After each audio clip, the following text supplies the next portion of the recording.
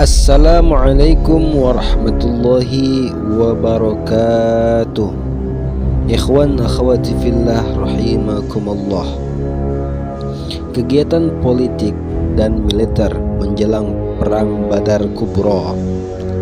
Setelah Allah Azza wa Jalla mengizinkan nabinya sallallahu alaihi wasallam untuk berperang, kaum muslimin mulai mempersiapkan kekuatan untuk menghadapi kekuatan musuh dari kalangan Quraisy dan yang lainnya. Kaum muslimin berusaha menunjukkan bahwa mereka mampu menghadapi ancaman dan blokade ekonomi maupun politik dari kaum Quraisy, serta mampu mengembalikan hak-hak mereka yang terampas. Strategi awal yang ditempuh adalah menguasai jalur perdagangan kaum Quraisy dari segala penjuru. Untuk mewujudkan rencana ini, Nabi Muhammad SAW menggunakan dua langkah. Yang pertama, mengirim pasukan untuk menghadang rombongan-rombongan dagang Quraisy. Yang kedua, mengisolasi Quraisy dengan cara mengadakan perjanjian dengan suku-suku yang berada di sekitar Madinah dan jalur perdagangan Quraisy menuju Syam dan suku-suku yang berada di sekitarnya. Langkah-langkah yang dijalankan oleh Nabi Muhammad SAW membuahkan hasil. Target yang diinginkan setiap pengiriman pasukan dapat diraih. Di antaranya adalah pengacauan Quraisy dan sekutunya, serta melemahkan semangat dagang mereka di segala penjuru.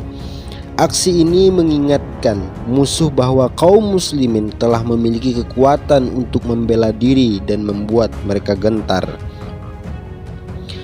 Perang Safwan atau disebut juga Perang Badar Sugro, Perang Badar Kecil. Peristiwa ini terjadi ketika Qurs bin Jabir menyerang tempat gembalaan hewan di Madinah. Nabi Muhammad SAW berusaha mengejarnya hingga beliau sampai di sebuah lembah bernama Safawan dari arah Badar. Namun beliau akhirnya tidak mendapatkannya.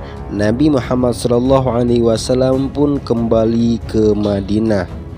Perang Zatil Usairah. Perang ini terjadi pada bulan Jumadil Awal tahun kedua Hijriyah. Rasulullah Shallallahu Alaihi Wasallam berangkat memimpin 150 bahkan sampai 200 orang sahabat untuk menghadang kafilah dagang Quraisy dengan perjalanan menuju ke Syam hingga beliau tiba di Al-Usairah di wilayah Yambu sebelah timur dari Madinah. Inilah yang menjadi sebab meletusnya perang Badar Kubra pada nantinya.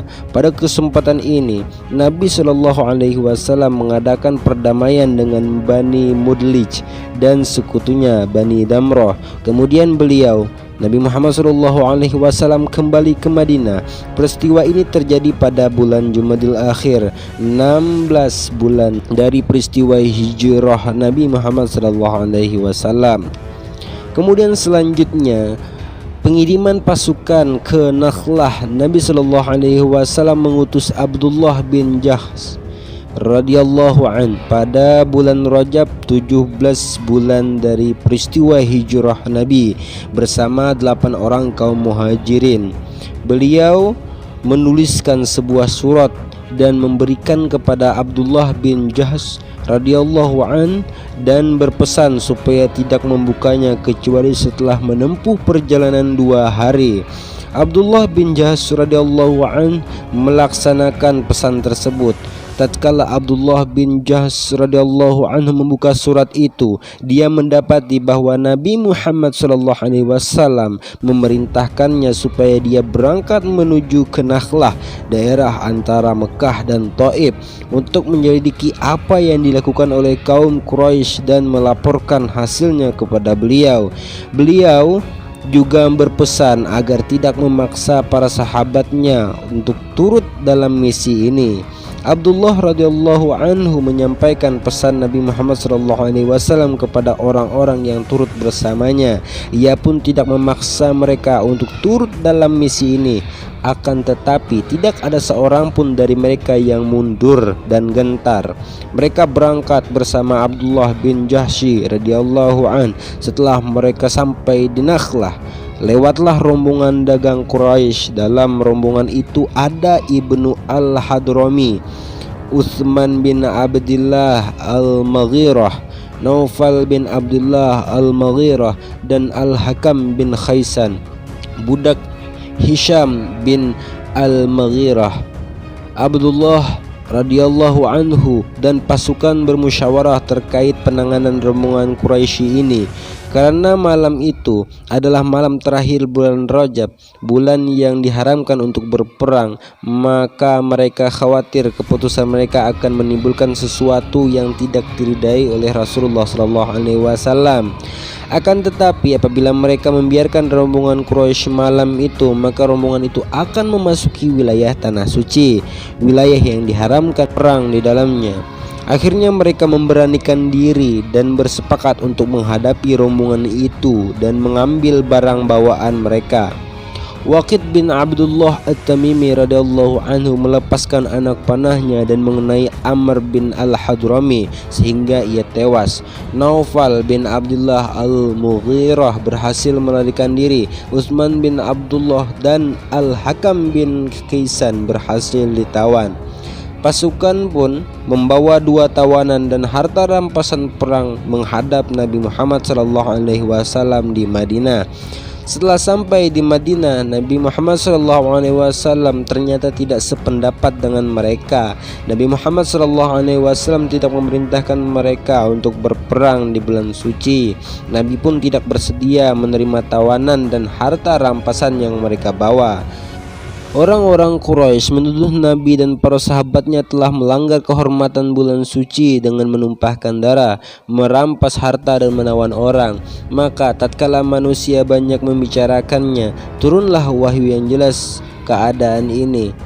Allah Subhanahu wa taala berfirman, Yas'alunaka 'anil syahril haram qitalun fihi قل قتال فيه كبير وصد عن سبيل الله وكفر به والمسجد الحرام وإخراج أهله منه أكبر عند الله والفتنة أكبر من القتل ولا يزالون يقاتلونكم حتى يردوكم عن دينكم إن استطاعوا ومن يرتد منكم عن دينه فيمت وهو كافر فأولئك حبطت أعمالهم في الدنيا والآخرة وأولئك أصحاب النار هم فيها خالدون إن الذين آمنوا والذين هاجروا وجاهدوا في سبيل الله أولئك يرجون رحمة الله والله غفور رحيم.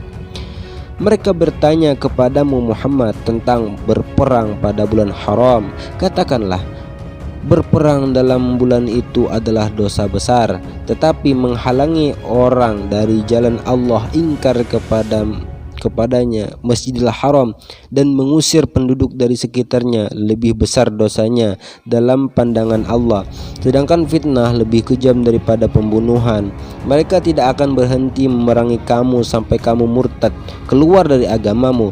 Jika mereka sanggup, barang siapa murtad di antara kamu dari agamanya lalu ia mati dalam keadaan kekafiran, maka mereka itu sia-sia amalannya di dunia dan di akhirat, dan mereka itu adalah penghuni neraka. Mereka kekal di dalamnya. Sesungguhnya orang-orang yang beriman dan orang-orang yang berhijrah dan berjihad di jalan Allah, mereka itulah orang yang mengharapkan rahmatnya Allah. Allah Maha Pengampun dan Maha Penyayang. Al-Baqarah ayat 217-218. Setelah Allah Azza wa Jalla menurunkan ayat ini, Nabi Muhammad SAW kemudian menerima harta rampasan perang dan 2 tawanan perang yang dibawa oleh Abdullah bin Jahsy radhiyallahu an. Dengan demikian, mereka terbebas dari rasa bersalah dan menekan jiwa mereka.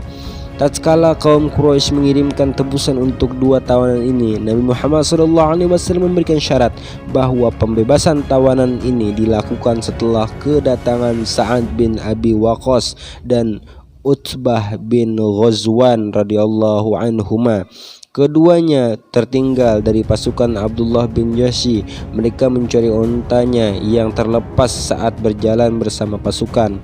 Nabi Muhammad SAW merasa khawatir apabila keduanya berada dalam kekuasaan Quraisy. Inilah latar belakang daripada seluk-beluk politik dan yang melatar belakangi akan terjadinya perang Badar. Nantikan kelanjutan daripada riwayat peperangan besar Rasulullah di Al-Fawaz. Assalamualaikum warahmatullahi wabarakatuh.